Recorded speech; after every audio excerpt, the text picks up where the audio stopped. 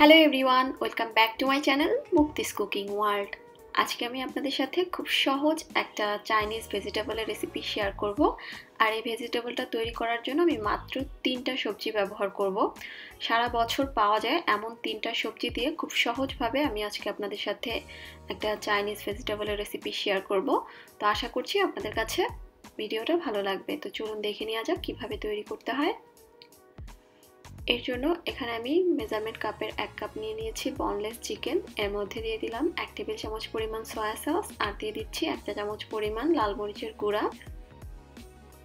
এখন এর মধ্যে আমি দিয়ে দিচ্ছি কিছুটা লবণ। লবণটা একটু বুঝে দিবেন কারণ সয়া সসে কিন্তু লবণ থাকে। এবার সবকিছু খুব ভালোভাবে একত্রে একটু মেখে নিচ্ছি। আর চিকেনটাকে আমি এরকম একটু লম্বাটে টুকরো করে ছোট ছোট করে কেটে নিয়েছি। আপনারা চাইলে ম্যারিনেশনের সময় 2 চা চামচ পরিমাণ আদা রসুন বাটাও ব্যবহার করতে পারেন, তবে আমি সেটা আর করছি না কারণ আমি আদা রসুন কুচি পরে ব্যবহার করব। তো এটাকে একটা সাইডে রেখে আমি চলে যাচ্ছি ভেজিটেবলগুলো একটু ভাপ দিয়ে নেওয়ার জন্য। তো চুলায় আমি একটা হাঁড়িতে বেশ কিছুটা পানি গরম করতে দিয়েছি। পানিটা যখন এরকম একটু গরম হয়ে আসবে তখন আমি এর মধ্যে দিয়ে দিচ্ছি এরকম পাতলা স্লাইস করে কেটে নেওয়া পেঁপে। তো আমি পেঁপে এখানে নিয়েছি 2 কাপ থেকে একটু বেশি, মানে 2.5 কাপের মতো হবে। আর এই সবজিটায় চেষ্টা করবেন পেঁপেটা অবশ্যই রাখতে, অন্য সবজি না রাখলেও পেঁপেটা চেষ্টা করবেন রাখার জন্য। তো এর মধ্যে আমি দিয়ে দিচ্ছি কিছুটা লবণ, যাতে করে সবজিগুলো সিদ্ধর সময় এর মধ্যে একটু লবণটা ঢুকতে পারে। তো লবণ দেওয়ার পরে এখন আমি ঘড়ি ধরে অপেক্ষা করব 3 মিনিট বা সবজিটা 2-3 বার এরকম ফুটে ওঠা পর্যন্ত। হাই হিটে আছে চুলার আঁচটা। তো 3 মিনিট মতো সিদ্ধ করার পরে এখন এর মধ্যে আমি দিয়ে দিচ্ছি এরকম পাতলা স্লাইস করে কেটে নেওয়া গাজর। আর গাজর ব্যবহার করছি আমি এখানে 1 কাপ। তো গাজর দেওয়ার পরে আমি এটাকে আরও মিনিট খানিক সিদ্ধ করব, মানে 1 থেকে 1.5 মিনিট সিদ্ধ করব, বা পানিটা আবার নতুন করে ফুটে ওঠা পর্যন্ত।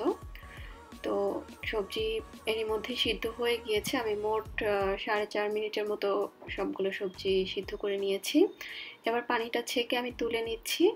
আর এই তো গেল 2টো সবজি, এবং আমি আরও একটা সবজি ব্যবহার করব, সেটা রান্নার ভিতরেই আপনারা দেখতে পাবেন। তো সবজিগুলো তুলে নেওয়ার পরে হাঁড়িটা আমি খালি করে নিয়েছি। এখন এর মধ্যে আমি দিয়ে দিচ্ছি 2 টেবিল চামচ পরিমাণ রান্নার রেগুলার তেল। আর তেলটা একটু গরম হয়ে যাওয়ার পরে এর মধ্যে আমি দিয়ে দিচ্ছি 1 টেবিল চামচ পরিমাণ আদা কুচি আর 1 টেবিল চামচ পরিমাণ রসুন কুচি। আপনারা চাইলে এখানে আদা রসুন বাটাও ব্যবহার করতে পারবেন। সেক্ষেত্রে 1 চা চামচ পরিমাণ আদা বাটা আর 1 চা চামচ পরিমাণ রসুন বাটা ব্যবহার করতে হবে। আদা রসুনটা যখন এরকম কিছুটা লালচে হয়ে আসবে ওই পর্যায়ে এর মধ্যে আমি দিয়ে দিচ্ছি আমি যে চিকেনটা কিছুক্ষণ আগে লবণ মরিচ আর সয়া সস দিয়ে মেখে রেখেছিলাম সেই চিকেনটা। এবার এই চিকেনটা আমি তেলের উপরে হালকা একটু ভেজে নিব। তো চিকেন থেকে কিছুটা পানি কিন্তু বের হয়ে এসেছে, তো পানিটা টেনে যাওয়া পর্যন্ত আমি চিকেনটা রান্না করে নিব। আর এই চিকেনটা যেহেতু বনলেস চিকেন, এটা খুব দ্রুতই সিদ্ধ হয়ে যায়। তো পানিটা টেনে আসতে আসতেই কিন্তু চিকেনটা আমার সিদ্ধ হয়ে গিয়েছে, আপনারা দেখতে পাচ্ছেন। তো চিকেনটা যখন সিদ্ধ হয়ে যাবে এবং পানিটা টেনে যাবে ওই পর্যায়ে এর মধ্যে আমি দিয়ে দিচ্ছি 1 টেবিল চামচ পরিমাণ কাঁচামরিচ কুচি আর 1 কাপ পরিমাণ পেঁয়াজ কুচি। এগুলোকে আমি একটু বড় করে কেটে পাপড়িগুলো ছাড়িয়ে নিয়েছি। আর দিয়ে দিচ্ছি 1 কাপ পরিমাণ লাল এবং সবুজ দুটো কালার মিলিয়ে ক্যাপসিকাম। আর আমি যে সবজিগুলো সিদ্ধ করে রেখেছিলাম সেই সিদ্ধ করা সবজিগুলো। তো এখানে আমি ক্যাপসিকাম, গাজর আর পেঁপে এই 3টা সবজি ব্যবহার করছি এই ভেজিটেবলটা রান্না করার জন্য। আপনারা চাইলে ক্যাপসিকামের পরিবর্তে বরবটিও ব্যবহার করতে পারবেন। সেক্ষেত্রে বরবটিগুলো একটু ভাপ দিয়ে নিতে হবে। তো সব কিছু একত্রে হাই হিটে আমি একটু মিনিট 2 নেড়ে চেড়ে নিব। আর এই পর্যায়ে চুলার আঁচটা আছে আমার হাই হিটে, যে কোনো চাইনিজ রান্নাই হাই হিটে করতে হয়। তো এখন এর মধ্যে আমি দিয়ে দিলাম 1 চা চামচ পরিমাণ গোলমরিচের গুঁড়া, দিয়ে দিচ্ছি সামান্য একটু লবণ। লবণটা একটু বুঝে দিবেন কারণ সবজিতে সিদ্ধ করার সময় লবণ ব্যবহার করা হয়েছে, চিকেনেও লবণ আছে, তো ওটা বুঝে দিবেন। আর দিয়ে দিচ্ছি হাফ চা চামচের মতো চিনি, এতে করে টেস্টটা একটু বেড়ে যাবে। আর দিয়ে দিলাম হাফ কাপ পরিমাণ পানি। এবার সব কিছু খুব ভালোভাবে একত্রে মিশিয়ে নিচ্ছি। আর আবারও বলছি চুলার আঁচটা কিন্তু আমার হাইতে আছে। তো কিছুক্ষণ পরে দেখবেন যে আমরা যে পানিটা দিলাম সেই পানিটা এরকম ফুটে উঠবে। তো ওই পর্যায়ে এর মধ্যে আমি দিয়ে দিচ্ছি 1 চা চামচ পরিমাণ লেবুর রস।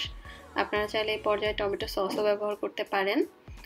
তো লেবুর রসটা দেওয়ার পরে আবারও একটু সবকিছু মিশিয়ে নিচ্ছি।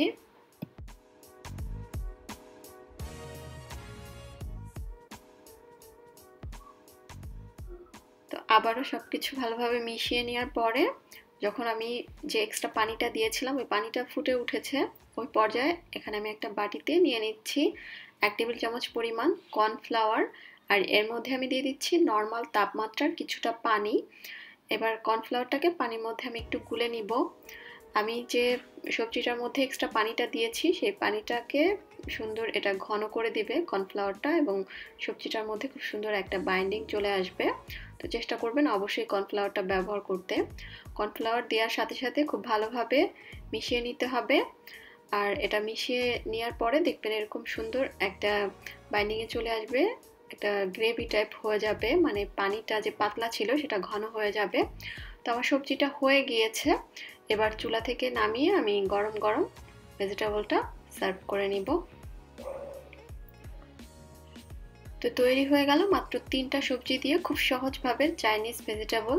রেসিপিটা খুব সাধারণ মনে হলেও এটা টেস্ট কিন্তু অসাধারণ। আপনারা ঘরে এভাবে একবার ট্রাই করে দেখতে পারেন, আশা করছি আপনাদের ভালো লাগবে। তো আজকের মতো আমি এখানেই বিদায় নিচ্ছি। সবাই খুব বেশি ভালো থাকবেন। আল্লাহ হাফেজ।